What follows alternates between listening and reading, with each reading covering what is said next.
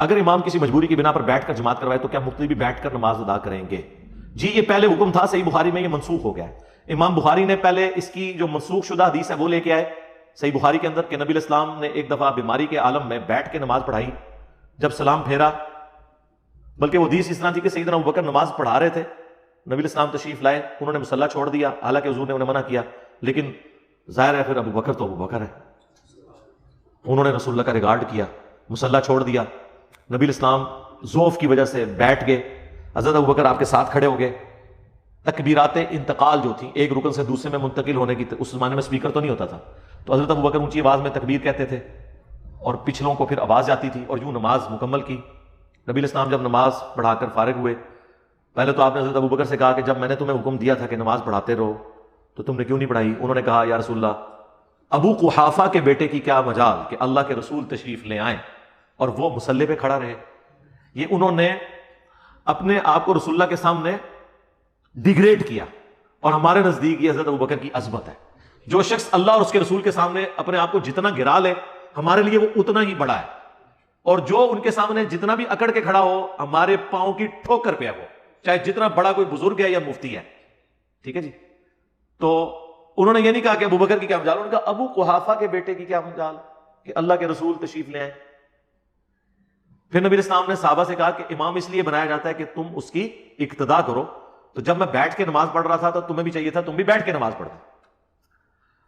اس حدیث کی وجہ سے بعض لوگوں کو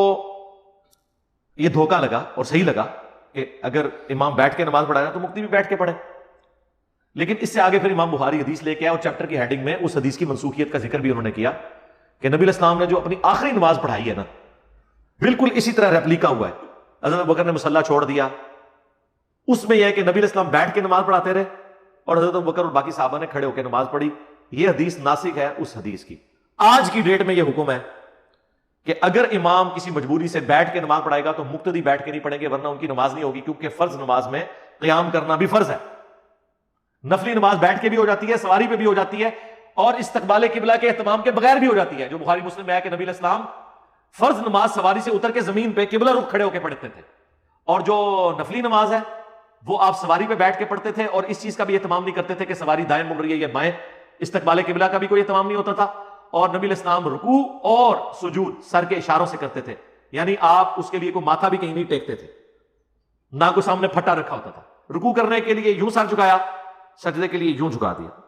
تھوڑے سے ڈفرنس کے ساتھ، دیٹس آل۔ یہی طریقہ کرسی پہ نماز پڑھنے کا بھی ہوگا جن کو گھٹنے کا ایشو ہے۔ یہ لالا بات ہے، ان کے گھٹنے مسجد میں جا کے پنکچر ہو جاتے ہیں، ہاں،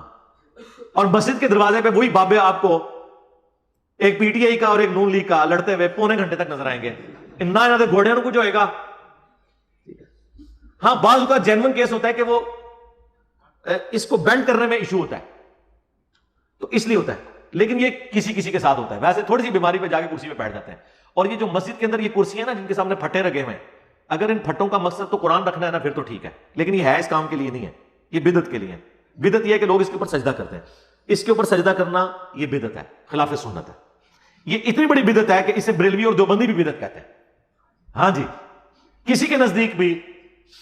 بیٹھ کے نماز پڑھتے ہوئے یا سواری پہ کسی چیز کے ساتھ ماتھے کو ٹچ کرنا یہ جائز نہیں ہے، سر کا اشارہ کرنا ہے سر۔ لہذا اگر آپ کی مساجد میں ایسے ہیں تو کم از کم ان کے سامنے والے پھٹے اتروائیں۔ کرسیاں نارمل جس طرح آپ عرب دنیا میں دیکھیں گے وہاں پہ آپ کو وہ فولڈنگ چیئرز نظر آئیں گی، اس میں ذرا ایک تو وہ جگہ بھی زیادہ نہیں گھیرتی ہیں، پھر آپ اٹھا کے کہیں پہ بھی اس کو رکھ سکتے ہیں۔ اور ویسے عرب میں تو عام حالت میں بھی مسجد کے اندر کرسیاں رکھی ہوتی ہیں، ہمارے ملک میں تو معیوب سمجھا جاتا ہے، اب تھوڑی سی ٹولنس آئی ہے، مریض کے بغیر کو بندہ مسجد میں کرسی پہ بیٹھ ہی نہیں سکتا، وہ صرف امام نے اپنے لیے ممبر رکھا ہوا ہے۔ آپ تجربہ کر کے دیکھ لیں کسی مسجد میں کرسیاں لے کے 4-5 بندے میٹنگ کر کے بتائیں مجھے وہ کس معیوب نظروں سے آپ کو دیکھیں گے۔ زمین پہ بیٹھے ہوئے ویسے میٹنگ نہیں کرنے دیں گے تانوں، لیکن کرسی پہ ویسے نہیں کرنے دیں گے، وہ پھر آپ کو مثالیں دیں گے جی وہ اللہ کے دربار میں کرسی پہ بیٹھنا یہ کس لیے بنی ہے۔ اور ایک زمانہ تھا جس میں نے آپ کو بتایا نا چین والی گھڑی، اینک،